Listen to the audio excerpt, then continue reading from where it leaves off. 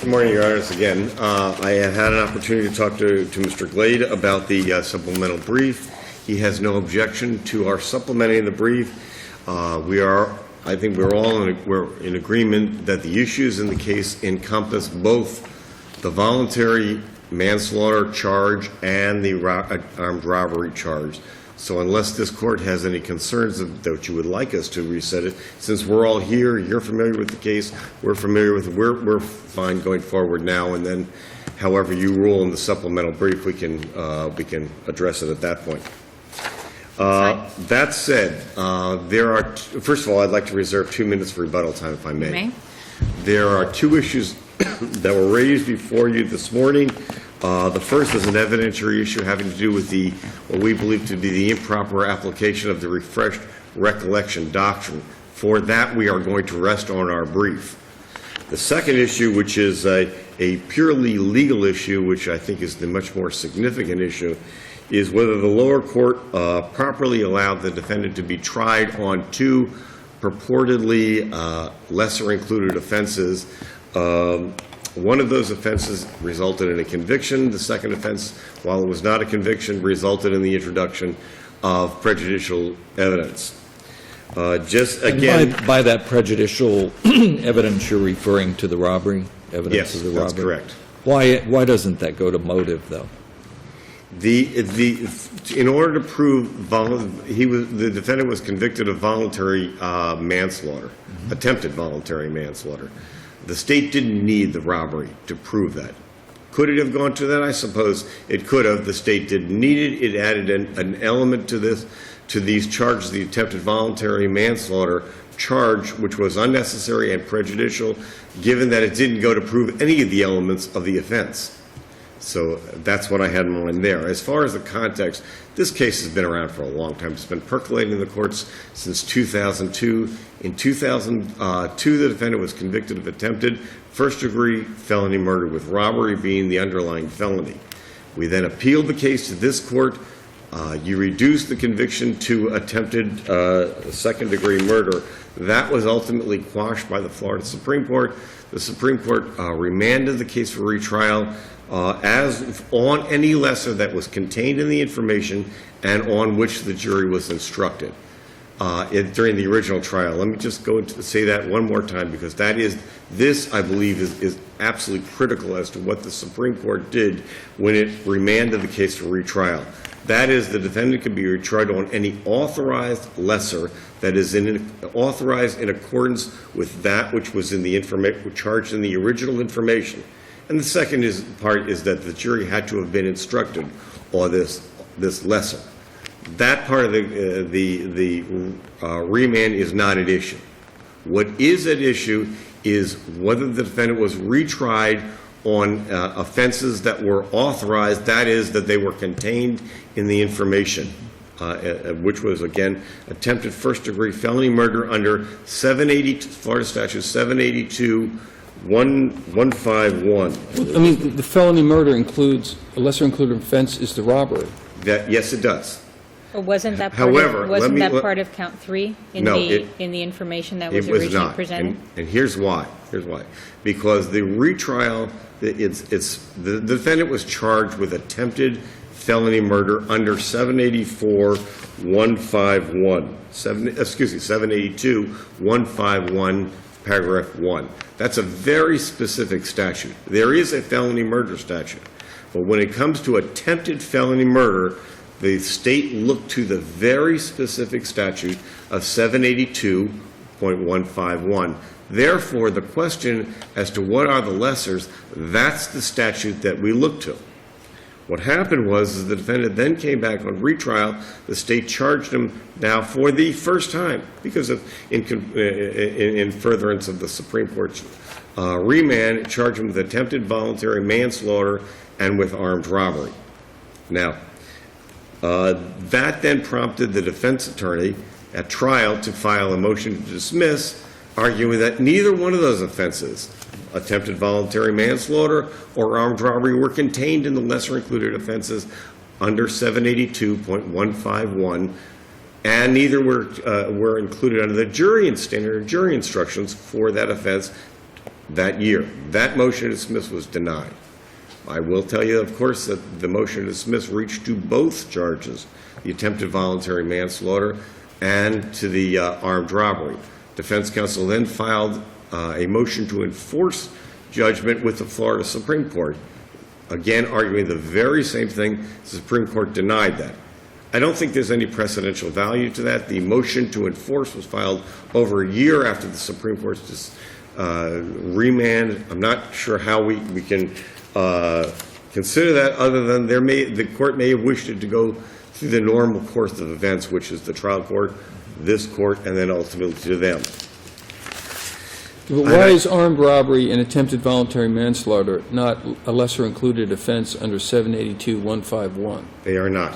The statute and the jury instructions clearly lay out what are the authorized lessers under that offense. And they are a felony causing bodily injury resulting from the commission of a felony.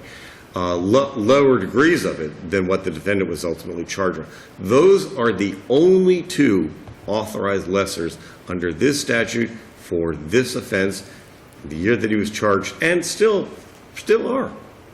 The state charged him under this specific statute, not under the felony murder statute, under this specific statute. And under this specific statute, the jury instructions, of course, as approved by the Supreme Court, lay out two and only two permissive lessers for this offense. There are no necessary lessers for this offense at all. It lays out two offenses as lessers, and only those two. And there is where we have the problem. In 2003, when I litigated this case before you, I filed a motion for a hearing. We were going back 2003 before it ever reached the Supreme Court.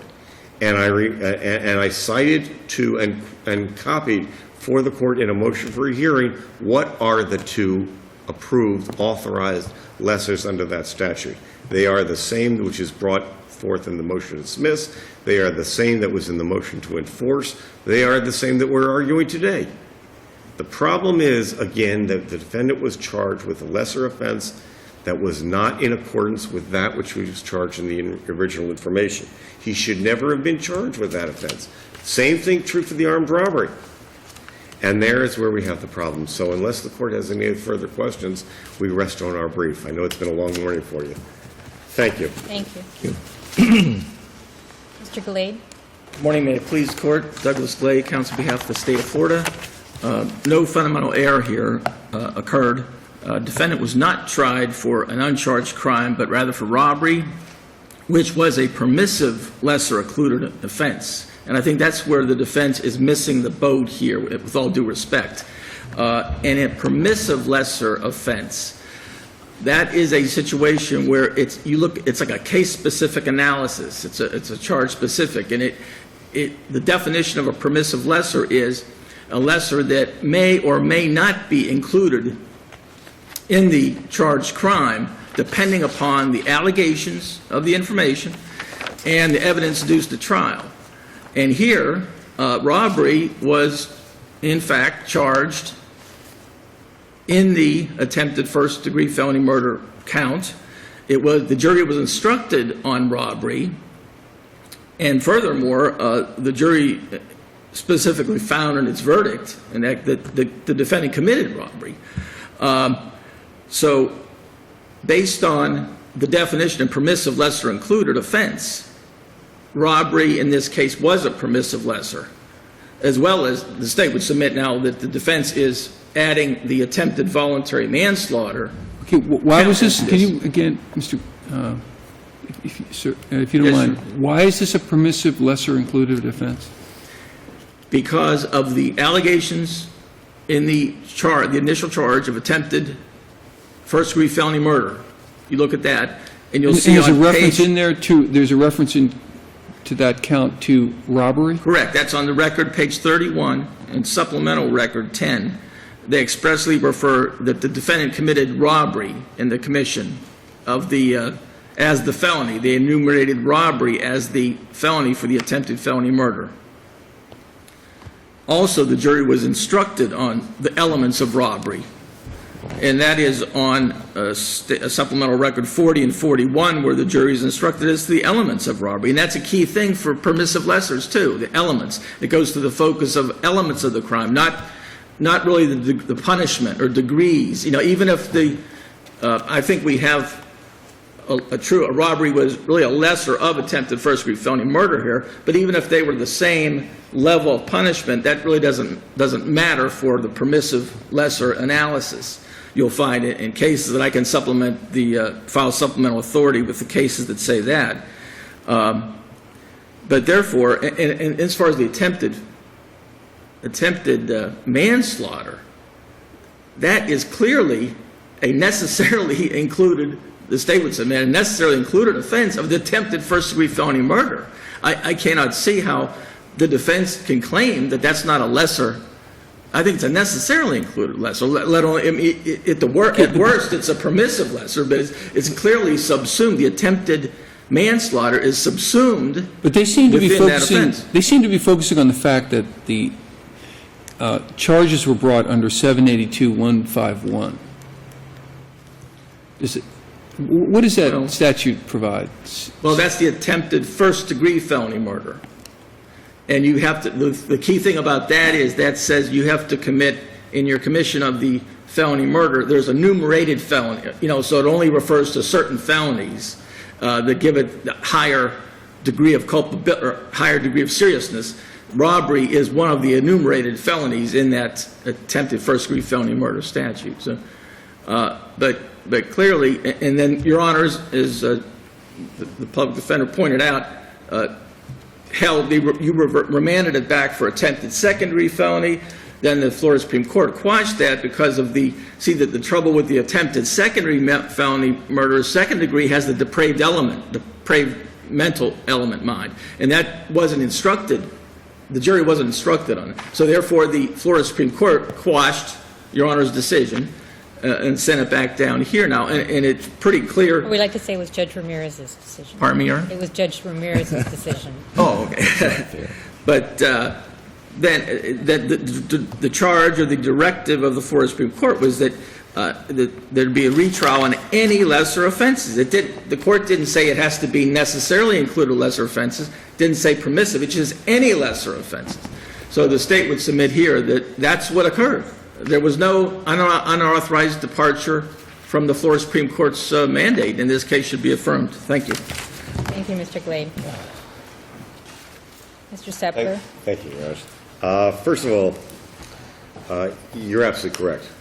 He was charged under 782.151. That is not a statute that deals exclusively with first-degree felony murder. Second degree and third degree are also in that statute. Nevertheless, he was charged under that statute. That is a specific statute enacted in response to Gray, which of course I know the court is familiar with. It's a specific statute. It is also provide for specific lesser offenses. Attempted voluntary manslaughter is not an authorized lesser under that statute. It may be under the felony murder statute. It is not under this statute. This is the statute that was charged by the state in the information. This is the statute that we look to. But is attempted voluntary manslaughter a permissive? No. Lesser included? Under that statute, there are only two permissive lessers. There are no necessary lessers under that statute at all. There are only two named permissive lessers, and they are felony, bodily injury caused by the commission of a felony, second degree and third degree. Those are the only two authorized permissive lessers under that statute. Let me see if I have any other questions for you. To the extent to the extent that the state seems to argue that in some way the felony becomes the main charge, the underlying felony becomes the main charge if the felony murder is washed away, and they cite to Wilson. Wilson is inapplicable because Wilson said that, yes, if the felony murder is found to be not a crime at all, because remember, Wilson came up during the Gray period, which is the Gray, just the refresh you, struck down the attempted felony murder statute. That's what Gray had done. Now comes Wilson, and Wilson says, well, since attempted felony murder is no longer a crime, then under Wilson, we can look to the underlying felony for a separate conviction. But that's in that very specific situation where the felony murder is not itself a crime. Here, that's not true. It was a crime. Here, this is not a problem with the statute that it's a non-existent crime. It's a problem with the way it was pled and the proof that was offered at trial. So bottom line to this thing is that this is a specific statute. The state chose to charge under that statute. The statute specifically provides for 2 permissive lessers only. This is not one of the 2 permissive lessers. And that being the case, the defendant should not have been charged on either one of those offenses. And he certainly ought not to have been convicted for one of them. Thank you, Your Honor. Thank you, Mr. Thank you. Shepard. Thank you, Mr. Glay.